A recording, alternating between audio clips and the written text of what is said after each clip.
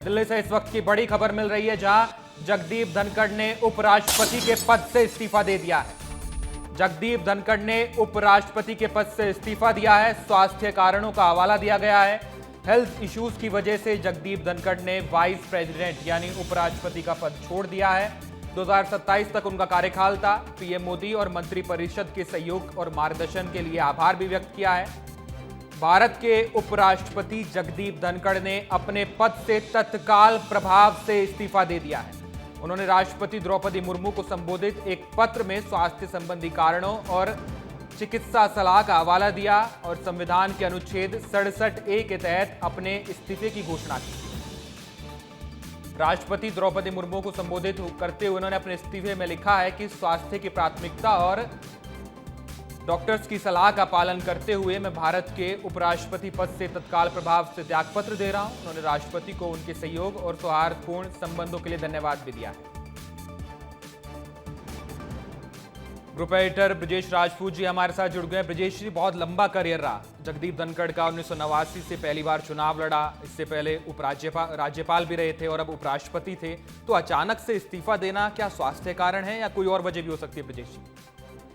निश्चित ही पहले तो जिस तरीके से उन्होंने इस्तीफा दिया है वो बहुत चौंकाने वाला है, क्योंकि आज से ही मानसून का सत्र शुरू हुआ था और वो आज चेयर पे थे। जो राज्यसभा थे उसके सभापति हैं, होते हैं उपराष्ट्रपति, तो वहाँ पे पूरी व्यवस्था कार्यवाही संभाल रहे थे। उनके आज के व्यवहार से कहीं ऐसा नहीं लग रहा था कि रात होते होते उनके इस्तीफे की खबर आ जाएगी।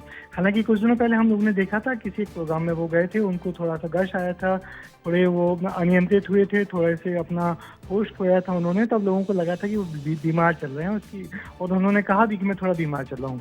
मगर इस तरीके से चलते सत्र के बीच में इस्तीफा देना बहुत कयास लग रहे हैं। हालांकि वो बार बार उन्होंने यही कहा है, पूरी अपना जो पत्र लिखा उसमें उन्होंने यही लिखा है कि स्वास्थ्य को मैं प्रायोरिटी दूंगा और आप सब लोगों ने जो मदद दी है पूरे देश ने, उस सबके लिए मैं आभारी हूँ। तो इस तरीके से उन्होंने अपना पद त्याग तो कर दिया है। मगर मैं बड़ी बात यही है कि किस तरीके से ऐसे चलते हुए सत्र के दौरान सब पार्लियामेंट चल रही हो, उस दरमियान किसी उपराष्ट्रपति का इस्तीफा देना चौंकाता है।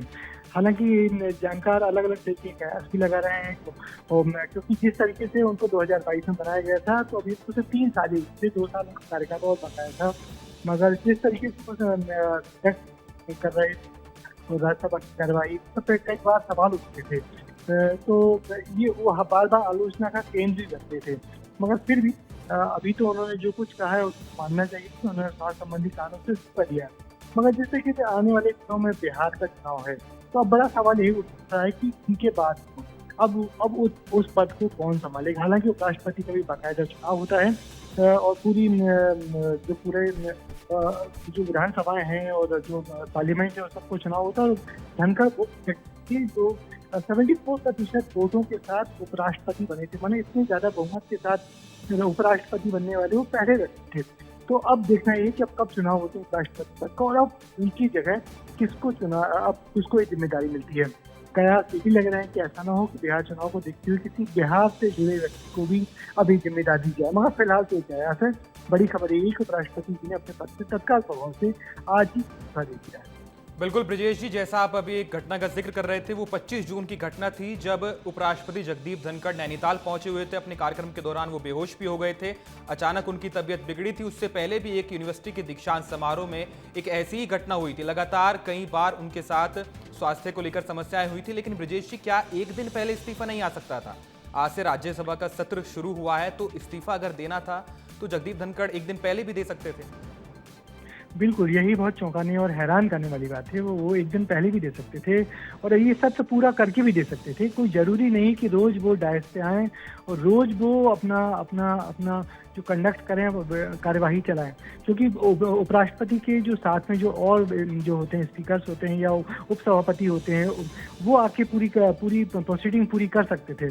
मगर अचानक इस तरीके से इस्तीफा देना, पद छोड़ देना, ये बहुत चौंकाता है। और ऐसा लगता है कि किसी व्यक्ति के लिए हो सकता है कि नई जिम्मेदारी की कुछ गणित या कुछ व्यवस्था बन गई हो, जिसके चलते उन्होंने सीधा पद त्याग कर दिया। वो उनका जो पॉलिटिकल करियर है वो बहुत अच्छी तरीके से विदाई भी ले सकते थे, उनको संसद के दोनों सत्र बहुत अच्छी तरीके से विदाई भी देते, क्योंकि उनका एक अच्छा खासा राजनीतिक करियर रहा है। मगर इस सब के बीच में अचानक इस तरीके से इस्तीफा देना और पद त्याग कर देना, अब इसका मतलब ये हुआ कि कल वो पद पे नहीं दिखेंगे, कल वो उस राज्यसभा में नहीं दिखेंगे जिस पद पे वो लंबे समय से 3 साल से थे। हो सकता था आज वो बोल के फिर विदाई ले सकते थे, उनको बेहतर विदाई मिलती, पर आज इस तरीके से अचानक संसद की कार्रवाई खत्म हुई और रात होते होते 9 साढ़े 9 बजे उनका इस्तीफा आ गया, तो बहुत चौंका रहा है और कुछ लग रहा है कि कुछ ना कुछ अंदर बहुत कुछ राजनीति चल रही है। बिल्कुल ब्रजेश जी, जैसा आप बता रहे हैं, लेकिन उनका जो पॉलिटिकल करियर था, उनका जो व्यक्तित्व था, इससे पहले जब ग्रीष्मकालीन सत्र हुआ था संसद का, तो मल्लिकार्जुन खड़गे से उनकी नोकझोंक भी हुई थी, विवाद थोड़ा बड़ा भी था। तो आप उनके पॉलिटिकल करियर को कैसे देख रहे हैं?